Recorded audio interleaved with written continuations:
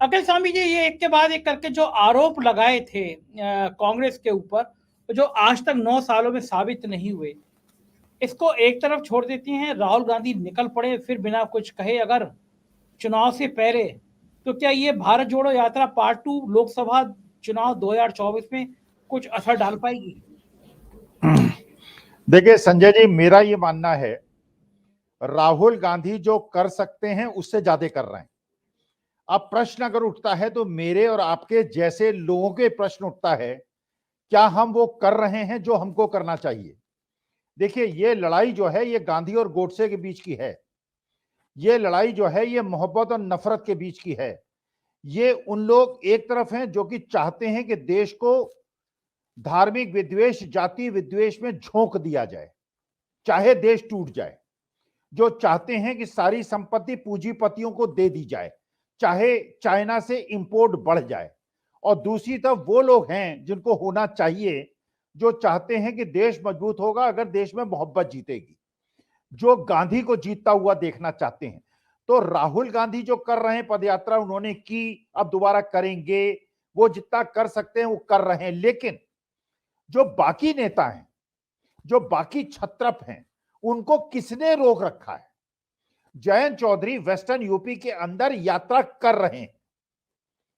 शरद पवार 80 साल की उम्र में महाराष्ट्र के अंदर दौरा कर रहे हैं और शरद पवार ने स्टेटमेंट दिया, मैं 80-82 साल का हूं, लोग कह रहे हैं कि आप बूढ़े हो गए हैं, अभी मैं इतना बूढ़ा नहीं हुआ हूं, अच्छे अच्छों की पीठ को सीधा कर सकता हूं। देखिए, जो जटायु थे वो मेरे आदर्श हैं। जटायु जानते थे, जटायु को पता था, वो बिल्कुल वृद्ध हैं, वो बिल्कुल मौत के पास हैं, रावण से मुकाबला नहीं कर सकते, किया उन्होंने। सरदार भगत सिंह को पता था, चंद्रशेखर आजाद को पता था, अशफाक उल्लाह खां को पता था, अंग्रेजों की शक्ति के सामने वो खड़े नहीं हो सकते, प्राण दिए, इसलिए कि वो देश से प्यार करते थे। हमारे जैसे लोग, सारी अपेक्षाएं हमारी राहुल गांधी से क्यों हैं? अगर कांग्रेस हार गई तो राहुल गांधी क्यों हार गए? अगर जीती तो राहुल गांधी जीत गए। अरे राहुल गांधी की केवल ये जो मोहब्बत की यात्रा है ये राहुल गांधी की है, ये मेरे आपकी नहीं है। अगर तेलंगाना में हम जीते तो ये मेरी और आपकी जीत है, हिमाचल प्रदेश में जीते मेरी आपकी जीत है, कर्नाटका में जीते मेरी आपकी जीत है, मध्य प्रदेश छत्तीसगढ़ में अगर हारे, ये राहुल गांधी की हार नहीं है, मेरी आपकी हार है। ये देश में मोहब्बत की हार है, ये देश में महात्मा गांधी की हार है। और अगर देश का जो जनता है वो इतनी अगर डरपोक है, उस युग की बात कीजिए, महिलाओं के घर के अंदर से निकलने पे पाबंदी थी, महात्मा गांधी ने अलग जगाई थी, घर घर से औरतें निकली थी, दलित समाज की औरतें निकली थी, ओबीसी समाज की औरतें निकली थी। अंग्रेजों का डर नहीं था क्या? अंग्रेजों के पास बंदूकें नहीं थी क्या? अंग्रेजों के पास ताकत नहीं थी क्या? ये सत्ता क्या उससे भी निरंकुश और उससे भी बड़ी शक्तिशाली सत्ता है? आज कम से कम बाबा साहब भीमराव अंबेडकर का संविधान है और लोकतंत्र है, पूरा विश्व हमको देख रहा है। इसके बावजूद अगर हम इतने डरपोक हैं, अगर हमारे अंदर इतनी हिम्मत नहीं है, मेरी जनता के अंदर इतनी हिम्मत नहीं है कि नफरत को हरा सके, मोहब्बत का साथ दे सके, अगर उसको लगता है कि गोडसे को फिर जीतने देंगे और गोडसे फिर महात्मा गांधी की हत्या करेगा, तो इस देश के भविष्य के लिए मैं तो जीवन के अंतिम काल में हूं, संघर्ष करूंगा जटायु की तरह। देश जीता खुशी खुशी मरूंगा, नहीं जीता दुख से मरूंगा। मौत तो आनी है और मेरी जल्दी आएगी क्योंकि मेरी उम्र ज्यादा है, लेकिन ये देश की नौजवान पीढ़ी जो है, जो अग्निवीर को स्वीकार करती है, ये युवा पीढ़ी जो बेरोजगारी को स्वीकार करती है और अपने माँ बाप के पैसों पे इलाहाबाद और बनारस यूनिवर्सिटी के अंदर अपनी चौगुनी और पांचगुनी फीस बढ़ने के बावजूद समर्पण करती है और सड़क पे नहीं आती। मैं जब जवान था, जयप्रकाश के आंदोलन पे सड़क पे आया था, अपने जीवन को समर्पित किया था, इंदिरा जी को हराया था। अगर ये लोग एक तानाशाही सत्ता को नहीं हरा सकते तो इनके लिए वही जीवन उचित है जो ये डिजर्व करते हैं। They will get what they deserve. ये बात आपकी बात में जोश है, लंबा ईश्वर आपको लंबी उम्र दे। अखिल स्वामी जी, अभी बहुत सालों तक आपकी थी जोश भरी बातें हम लोग सबको सुननी है। शीतल सर, कांग्रेस के अंदर राहुल गांधी की अगर ये प्रस्तावित यात्रा है, ये कितना संचार डाल सकती है? एक तरफ राम मंदिर को लेके उफान होगा, भावनाओं का ध्रुवीकरण होगा। ऐसे में क्या राहुल गांधी की अगर ये यात्रा होती है तो क्या ये मोहब्बत की दुकान का संदेश दे पाएगी? देखिए, राहुल गांधी जब उन्होंने ये प्रोग्राम लिया था, तो दक्षिण भारत से लिया था, जहां उनके प्रति थोड़ा-सा समर्थन है, वहीं से वो सांसद भी हैं। और लेकिन वो जब निकले तो उससे न चाहते हुए भी उसका कवरेज हुआ। काफ़ी कोशिश की गई कि उसको कवरेज से बाहर किया जाए, लेकिन उतना संभव नहीं हो पाता। सोशल मीडिया और बहुत सी जगहों पे उसका कवरेज हुआ, लोकल लेवल पे उसका कवरेज हुआ, और जब कवरेज हुआ तो फिर उसकी ऊँच-नीच सारी बातें होती हैं।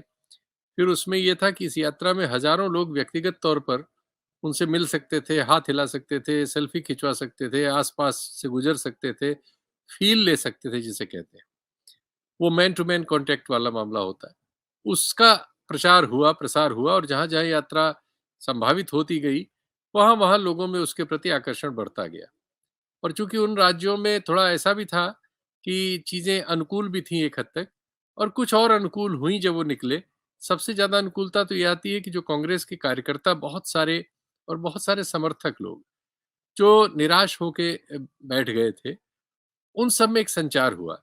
उनमें थोड़ा साहस का संचार हुआ, उनमें से बहुत सारे लोग निकले, और इसका असर पूरे देश में हुआ। सच्चाई तो ये है। तो अब अगर वो उसका दूसरा चरण लेने जा रहे हैं, जैसी बात हो रही है, लेकिन इसमें थोड़ा-सा मेरा रिज़र्वेशन ये है कि अब चूँकि 3 महीने बाद ही 2024 का चुनाव है।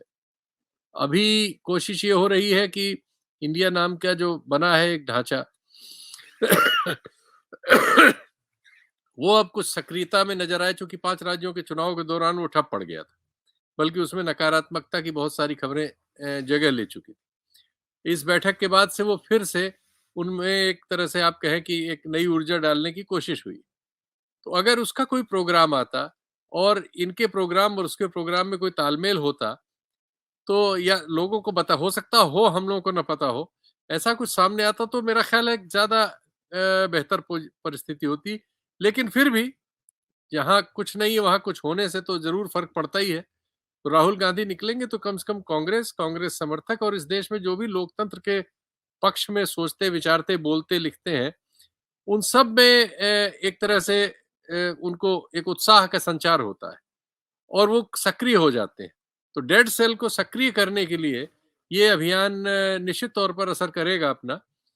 लेकिन अब यही है कि देखते हैं आने वाले दिनों में, चूँकि चैलेंजेस अब ऐसे हैं, इलेक्टोरल चैलेंज है, इधर कॉन्स्टिट्यूशन में जो ये आईपीसी, सीआरपीसी और ये आपका एविडेंस एक्ट में जो चेंजेस कर दिए गए हैं, ये बहुत ही खतरनाक चेंजेस हैं।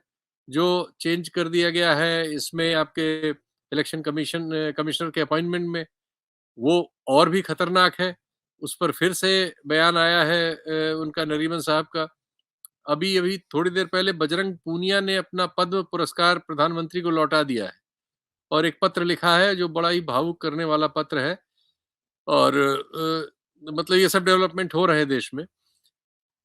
तो निश्चित तौर पर ये यात्रा एक बार फिर से उन सारे लोगों को जो इस लोकतंत्र में यकीन रखते हैं, थोड़ा-सा एक आशा भरी निगाह उनके लिए पैदा करेगी, इतना तो लगता है मुझको।